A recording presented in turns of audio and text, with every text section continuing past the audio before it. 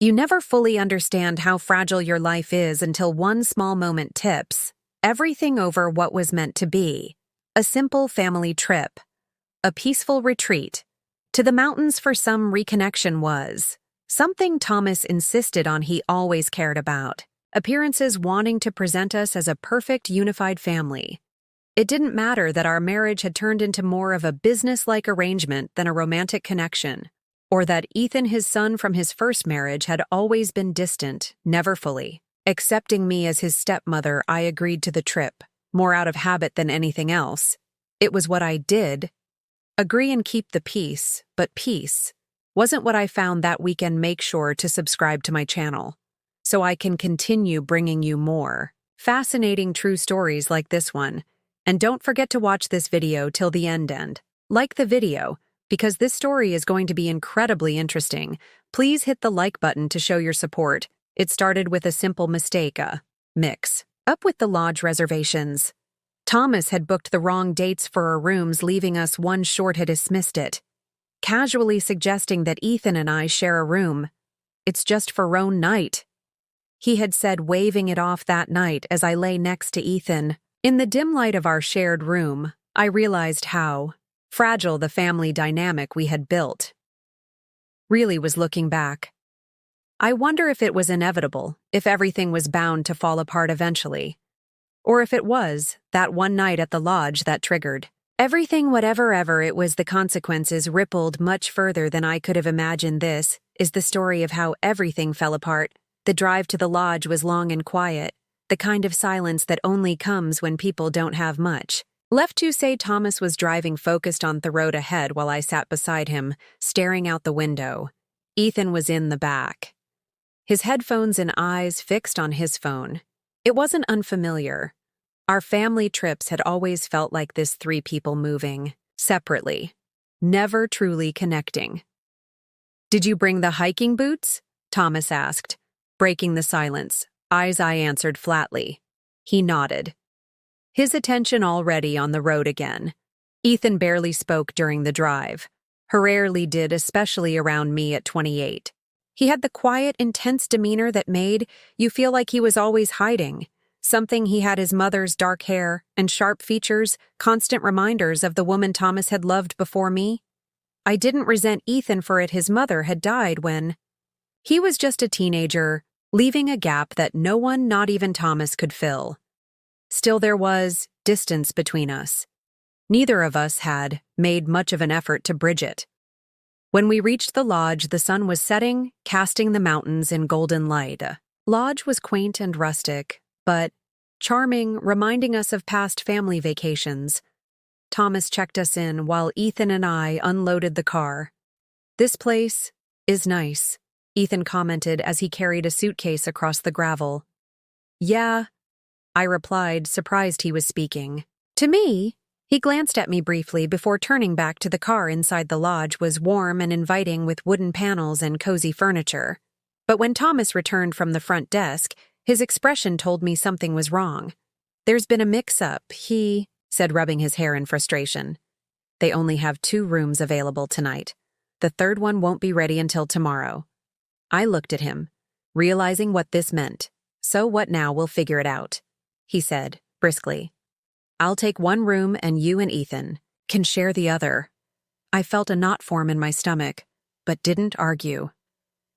Thomas had already moved on from the issue, dismissing it as an inconvenience. The room Ethan and I shared was small, but cozy, with a queen-sized bed and a warm lamp casting a gentle glow over the quilt. The scent of pine drifted in through the open window.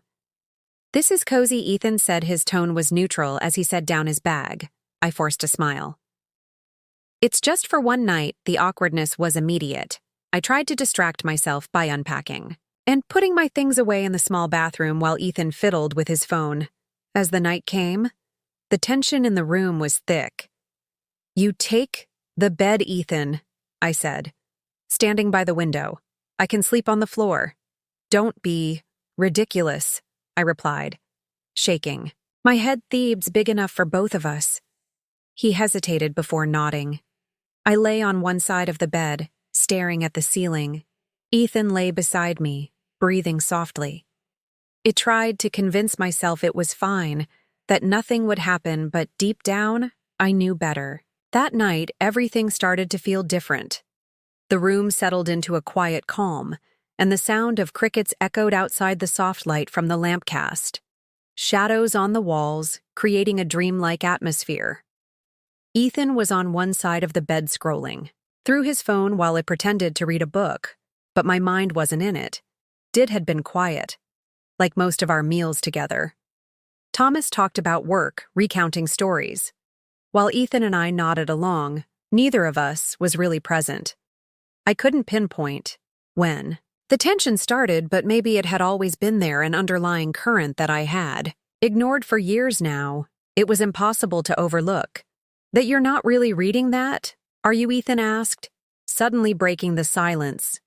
What makes you say that? I asked, trying to sound casual. He smirked, setting his phone down. You've on the same page. For the last 20 minutes, aloft softly. Embarrassed you got me. Ethan shifted, and something about his body language felt more relaxed than I was used to. What's on your mind? I wasn't expecting the question. Nothing, I said. Too quickly, he raised an eyebrow, clearly unconvinced. Come on, Margaret. I know you better than that. The way he said my name made my heart skip a beat. It wasn't the usual stepmom or silence, it felt different. I sighed, leaning back against the headboard. I guess I'm just thinking about how things used to be family trips, us to be fun, right? Ethan nodded, his face softening. Yeah, they were back when it was just me and Dad before I realized how fake everything was. His words hither'd, but not because he was wrong. I've tried, I said quietly, to make this work, to be someone you and your dad could count on. I know, he said gently, and I appreciate it. Even if I don't always say it for the first time. It felt like the walls between us were coming down. We talked for hours, sharing frustrations about Thomas, recalling trips Ethan had taken with his mother. She was the glue, Ethan said, his voice filled with nostalgia. Dad always worked, but Mom made everything feel complete. I nodded, my heart heavy. It's hard to live up to. Someone like that, you don't have. To he said simply. We fell into a comfortable silence. I turned off the lamp, leaving the moonlight to spill into the room. My leg brushed against his sorry. I murmured, quickly pulling away. It's fine, he said, his voice low and calm, but the moment felt different. Every small movement he made seemed amplified, reminding me how close we were. Are you okay? Ethan asked softly. Breaking the silence, I hesitated, my throat dry. I'm fine, I lied. I don't think you are, he said, his voice softer now. Before I could answer, shift shed, closer, his body, warmth pressing against mine. I froze. Ethan, I whispered, do you ever feel like you're pretending? Hasked. Suddenly his tone raw, living a life that's not really yours. Doing everything you're supposed to, but never feeling real. His words struck a chord. Deep inside me, every day I admitted the words hung between us, raw and honest. And then it happened. It wasn't dramatic or planned. One moment we were talking in hushed voices, the next. His hand brushed mine, and neither of us pulled away. Is this okay? He whispered. I should have said no. I should have gotten up and left the room. But instead, I turned toward him. Heart is racing. Yes, I whispered when it was over. We lay in silence. My mind was a whirlwind of confusion and guilt, but I couldn't bring myself to speak. I'm sorry, Ethan said, his voice breaking. The stillness. Don't apologize, I replied, quickly, my voice trembling. It's fine. I don't know what this means. He admitted, neither do. I whispered, but deep down, I knew what it meant. The next morning, I woke before Ethan, slipping out of bed as quietly as I could. The soft light of dawn filtered through the curtains, casting a warm golden hue across the room. I dressed quickly, avoiding the mirror, and by the time Ethan stirred, I was sitting by the window, pretending to be absorbed in the view of the mountains. Morning, he mumbled, his voice thick with sleep. "Morning," I replied, keeping my tone. Neutral for a moment, he hesitated as if he wanted to say more, but he simply nodded and went into the bathroom without another word when we met Thomas in the dining room for breakfast. The tension between Ethan and me was palpable. Thomas, blissfully unaware, sipped his coffee and read the newspaper, occasionally commenting on the weather or our plans for the day, but I could feel Ethan's gaze on me, heavy and searching, and it took all my willpower not to meet his eyes. I told myself that the tension would ease, that the memory of the night before would fade and we'd return to normal, but as the day wore on, I began to understand that some things once done could never be undone. The drive back from the lodge was quiet. It wasn't the peaceful silence I had hoped for, but one filled with an uncomfortable weight, as though every unspoken word and thought was pressing in on us. Thomas was still oblivious to everything, humming and tapping his fingers on the steering wheel as he navigated the winding mountain roads. Ethan sat in the back seat, looking out the window, while I stared ahead, my hands tightly folded, in my lap. I tried to focus on the scenery. Outside, the rolling hills, the forests, the golden light filtering through the trees. But my thoughts kept circling back to the previous night. Every detail was burned into my memory. Ethan's breathing, the way his hand had brushed mine. It felt unreal, like a dream, and yet the consequences of it all were clear and unavoidably present. I risked a glance at Ethan in the rearview mirror. He looked calm, almost indifferent, but I noticed the tension in his jaw and how his fingers gripped the armrest a little too tightly. We were both avoiding each other's gaze, and I didn't know if that was a relief or a punishment when we finally pulled into the driveway. Thomas stretched, already making plans for the rest of the day. "I've got a meeting in a couple of hours," he announced. "But we should do something tonight. Maybe dinner at that new Ian place." "Sure," I replied, automatically, though the thought of a family dinner made my stomach churn. Ethan didn't say anything. He grabbed his bag from the trunk and walked into the house without a word. The rest of the afternoon was spent doing chores. I folded laundry, cleaned the kitchen, and reorganized the bookshelf in the living room, anything to keep myself busy and distracted, but no matter how hard I tried, my thoughts kept drifting back to Ethan. I replayed our conversation from the night before, the way he had talked about feeling lost, about pretending to be someone he wasn't. I remembered the quiet understanding in his eyes, the kind I hadn't felt from anyone in years, certainly not from Thomas. The sound of footsteps on the stairs interrupted my thoughts. "Why not?" he demanded. "Because it's wrong, because it's inconvenient, or because you're scared." "Stop it," I snapped. Turning away from him, he took a step closer, his voice softer now. "You don't have to keep pretending, Margaret, not with me, please, Ethan," I whispered. My chest tight for a moment. I shook my head, tears stinging my eyes. "This isn't fair to any of us. I know," he repeated, his voice breaking. I needed to hear you say it." For a moment, neither of us spoke. Then he stood up, running a hand through his hair. "I'm going to go for a walk," he said, his voice barely audible. "Be careful." I whispered, though the words felt hollow. He nodded, and then he was gone, leaving me with my thoughts. That night, I lay awake staring at the ceiling as Thomas slept soundly beside me. I felt trapped, as if the cage of my own making had closed around me, and I couldn't escape. The next morning, Ethan was gone. I found the note on the kitchen counter, written in his messy handwriting. "I need some time to clear my head. Don't worry about me. I'll be fine. I just need to figure things out on my own." The word shit me like a punch to the gut. I clutched the note, my hands trembling, as panic rose in my chest. "What's that?" Thomas asked, walking into the kitchen with his phone in hand. "Ethan left," I said, my voice shaking. Thomas frowned, taking the note from me. "What the hell does that mean? Where did he go?" "I don't know," admitted, tears filling. My eyes Thomas-eyed and ran a hand through his hair. That boy never thinks things through. He's probably sulking somewhere. He'll be back when he gets hungry. His dismissive tone made my blood boil. This isn't sulking, Thomas. He's clearly upset. Well, what do you expect me to do about it? The shot back, he's an adult. If he wants to act like a child, that's his problem. I stared at him, stunned by his indifference. You really don't care, do you? Of course I care, he said, though his tone didn't match his words. But I'm not going to chase after him. He needs to grow up and deal with his own problems. Turned away from him, trying to steady. My breath, the weight of everything. Bearing down on me, the days that followed were agonizing.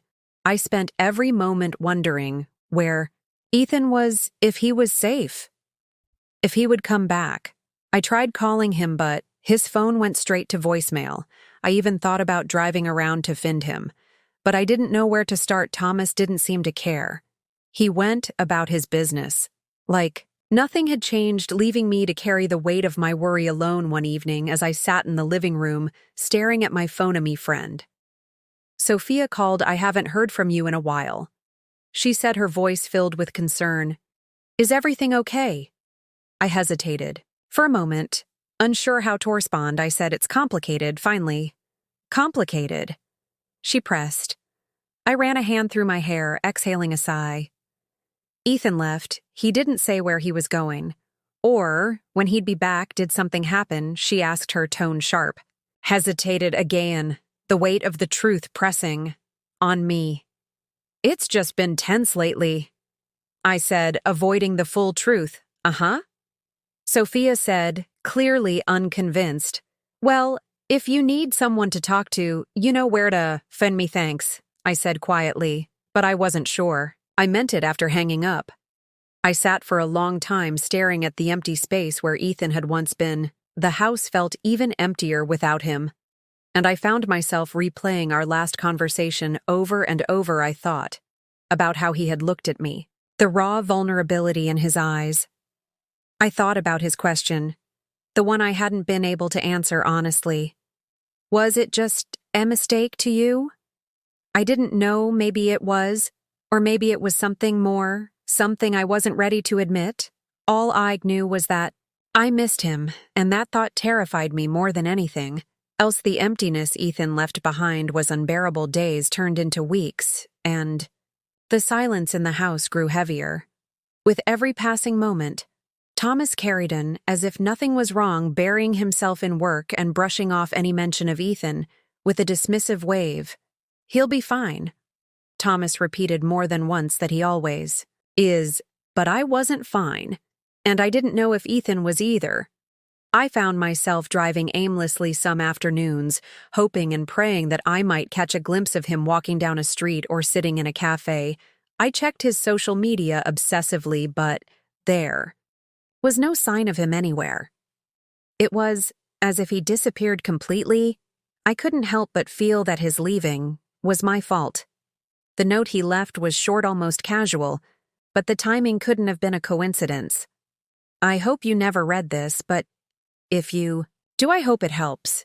You understand I can't stop thinking about you, about us, about that night.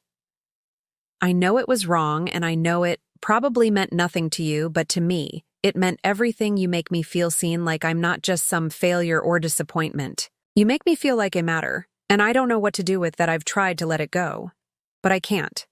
And I think that's why I have to leave. I'm sorry if I've made things harder for you. I never meant to. But I can't stay here anymore. Not like this. Take care of yourself, Margaret and Ethan. I read the letter 3 times, and each time the weight of it sank deeper. My hands were shaking when I set it down, my mind racing with a mix of emotions I couldn't untangle. He had left because of me, because of what had happened, because of how I had handled it, or rather, how I hadn't handled it. I should have felt relief he was gone, and with him the temptation and risk. But all I felt was a deep, aching emptiness, one that threatened to swallow me whole. Thomas came home late that night, his tie loosened and the smell of whiskey clinging to his clothes. He dropped his briefcase by the door and headed straight to the kitchen, pouring himself another drink without a word. I followed him, clutching the letter in my hand. Thomas. I began, my voice trembling. He turned, looking at me with tired eyes. What is it, Margaret? I need to talk to you, I said, tightening my grip on the letter. He sighed, setting his glass down. Can it wait? I've had a long day.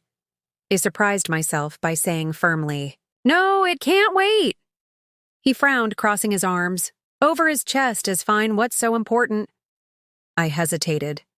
The words stuck in my throat. I couldn't bring myself to tell him everything, not yet. Instead, I handed him the letter. What's this, Hesked, taking it from? Me, just read it, I whispered. He unfolded the letter. His eyes scanning the words. His expression changed from confusion to anger, and then something darker. What the hell is this? He demanded, his voice low and dangerous. It's from Ethan, I whispered. No kidding, snapped, holding up the letter. What the hell does he mean by this? What happened, Margaret? I felt the weight of his anger, his disbelief closing in on me. Thomas, what did you do? He shouted, his voice echoing in the kitchen. I didn't mean for it to happen, I said, my tears flowing. It was a mistake. A mistake here. Peated venom in his voice, you call that a mistake? I couldn't respond. The weight of his anger was too much to bear. Thomas left that night, slamming the door so hard it echoed through the house. I sat on the kitchen floor for hours, staring at the letter crumpled in my hands. I wanted to scream, to cry, to run away and never look back, but I couldn't move the next morning. I forced myself to get up. The house felt impossibly quiet. The absence of both Thomas and Ethan filling the space with a heaviness I couldn't escape.